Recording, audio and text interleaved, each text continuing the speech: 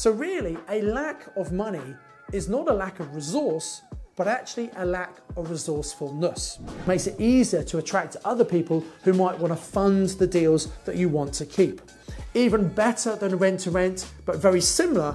But remember, at some point, everybody runs out of their own money, and you have to get used to that and accept it. And all successful investors, myself included, we all use other people's money. I have no money, who will never have any money, who are dreamers and time wasters, and even if you told them exactly what to do, they still wouldn't do it.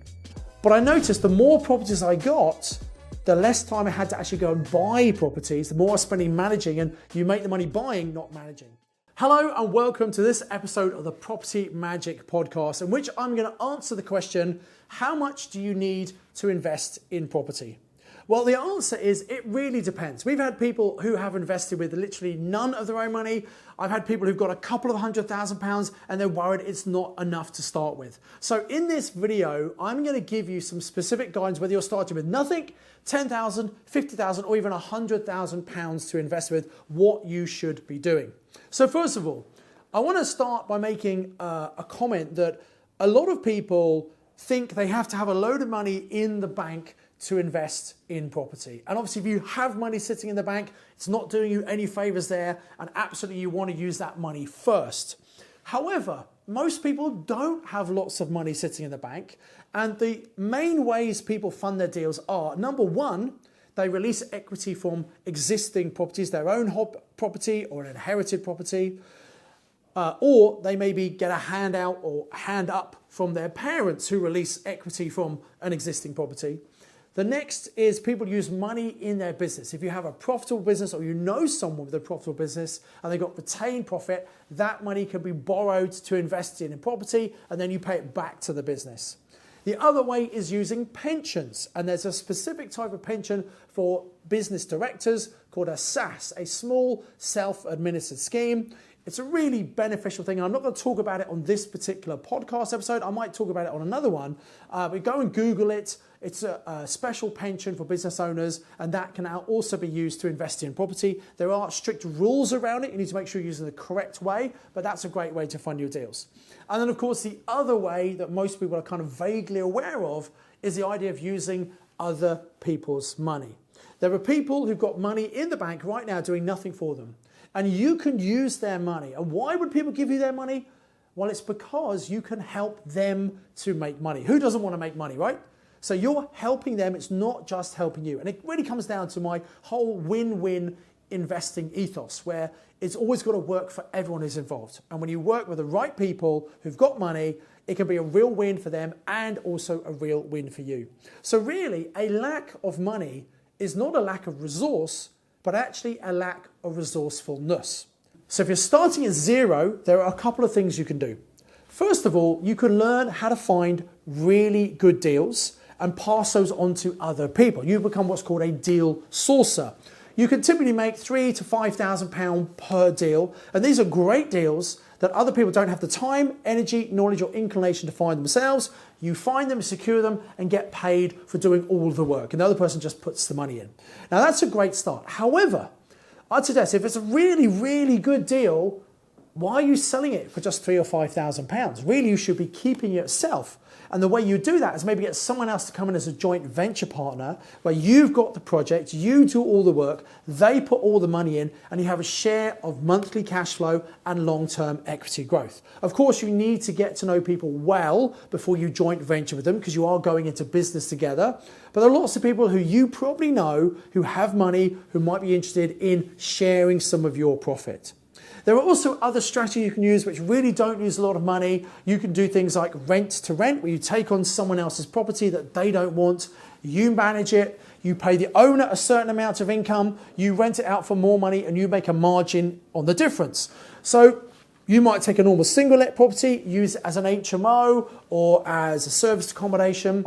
It's a good idea to pick up a property that's already used in the way you want to use it. So we landlords who've already got HMOs already set up, they've already got all the safety features in place, they're just not very good at managing, or they've had some bad tenants or bad letting agents, they don't want the hassle, you take it on. You might pay them as much as they're currently earning because they're not fully utilising the property, and then you rent it out properly, and then you get that margin. Now, of course, you need to learn how to rent properties out. You don't want to inherit a property and have the same problem as the owner, but it's a great way to get going. And once you've got some rent-to-rents under your belt, that's a bit of track record and credibility that makes it easier to attract other people who might want to fund the deals that you want to keep. Even better than rent-to-rent, but very similar, is the purchase lease option strategy, where as well as getting a monthly cash flow on the property, you're also benefiting from long-term capital growth because you secure a right today to buy the property at some time in the future. You might offer to pay today's full market price, but in the future, hopefully the value's gone up so you can benefit from some of that equity. And sometimes that equity can even be used as a deposit to actually purchase the property. I'm going to be interviewing one of my students who's done that very recently in an upcoming episode of the Property Magic podcast, so look out for that. So we've talked about deal sourcing, we talked about rent to rent, and we talked about purchase lease option. However, don't think you can only do those if you have no money. I know people who've got lots of money, they're very successful investors, and they still use all of those strategies. So don't think they're just for newbies, people without money. You can absolutely do them whether you've got money or not. Now, if you have £10,000, then obviously you've got some good money to work with, and that could cover your option fees. You could get a good number of options, and you could get a few properties, enough to maybe replace your income with just an initial £10,000 investment. If you've got £50,000, you might be thinking about actually starting to buy properties, using that as some of your deposit money. However, be careful. Just because you've got money, don't think you have to invest in the old-fashioned way where you get a buy-to-let mortgage for maybe 75% loan to value, you get a deposit for 25%, and if you just use all your cash as a deposit in one property, well, you're tying all of that £50,000 up.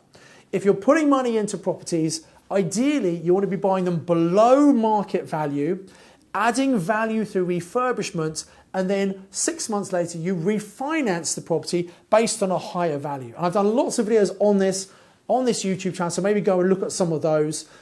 It's called the BRRR strategy. It's a great way of recycling your deposit out to go and buy your next property.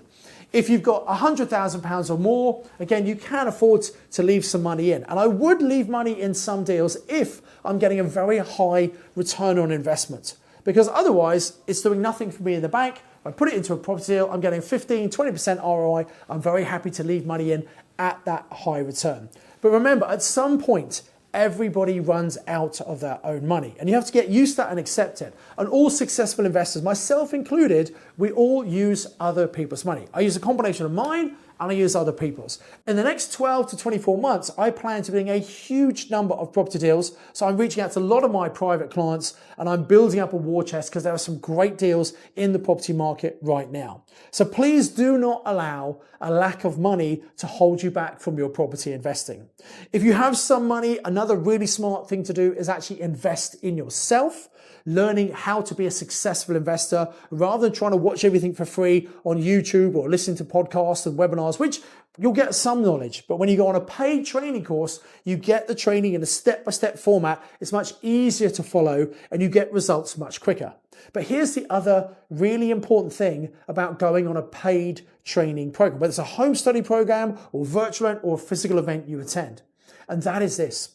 When you invest in yourself, when you back yourself, you become more investable.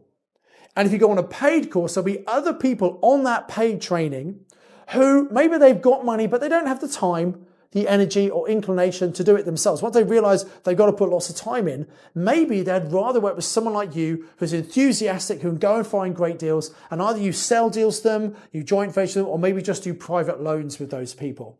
So at paid events, you find people with money. If you're just going to free events, there are some good people go to free events, obviously, but also free events attract lots of people who have no money, who will never have any money, who are dreamers and time wasters. And even if you told them exactly what to do, they still wouldn't do it. Because sometimes when you don't pay for things, you don't value them. And if you want to be really successful, you need to start developing what I call is a value attitude as opposed to a cost attitude. People with a cost attitude, they always think at the cost of doing things and it will hold you back. Whereas if you have a value attitude, you'll be able to grow and multiply much, much quicker. For example, In property, a lot of people, they manage their properties themselves. And I did that when I first started because it didn't take a lot of time and I didn't really want to pay a letting agent 10% of my rental income just to look after my property when I could do it pretty easily. But I noticed the more properties I got, the less time I had to actually go and buy properties, the more I was spending managing, and you make the money buying, not managing. So I took the leap of faith to get someone else to manage my properties for me. It meant I was making less income, but suddenly I had all this time freed up and I was able to go out and find some really good deals. So we need to value our time and stop using your time as if it's some free, cheap resource. Your time is your most precious resource. You only have a limited amount. So whenever I want to learn something new, I go and find the very best person I can find who's not only got the results that I want to get, but has become really good at teaching other people how to do it as well. And you can test that by looking at how many successful case studies and students they've got. And I will invest money with them to shortcut the learning process, to jump up the learning curve so I want to get results much quicker. Because if you want to get to the point where you want £10,000 a month coming in, why would you wait 3, 4, 5 years to happen? Why wouldn't you want to accelerate the process and make it happen in the next year or two? Because every month you don't have £10,000 coming in is an opportunity cost. So it's all about recognizing investing in yourself is one of the best investments you can make. If you want to learn how you can accelerate your journey, why not click on the link below this video or in the show notes and book a call with one of my team. And they will give you a strategy consultation where they'll look at where you are now, where do you want to get to, understand what the gap is, and help you work out the quickest way for you to fill that gap and achieve all of your property investing goals. It's a complimentary call. We don't have lots of them available, so the sooner you take action, the more likely you'll actually get one of those calls booked in. So click on the link below, come and book that call, and let's see how we can help you move forward. I do hope you've enjoyed listening and watching this edition of the Property Magic podcast. And really my lesson is, my moral is, you don't need to have a huge amount of money to invest in property. If you have the right determination, the right attitude, and of course the right knowledge, and you get out there and take action, you can do it using very little of your own money, which is good because at some point everyone runs out of their own cash. So until the next episode, I encourage you to invest with knowledge, invest with skill. Now, because you're watching this on YouTube, obviously I'd love you to like the video, come and comment below, and also subscribe to the channel and hit the bell icon to make sure you're notified whenever we bring out the next video. This podcast comes out every Tuesday. I look forward to seeing you next Tuesday. Invest with knowledge, invest with skill.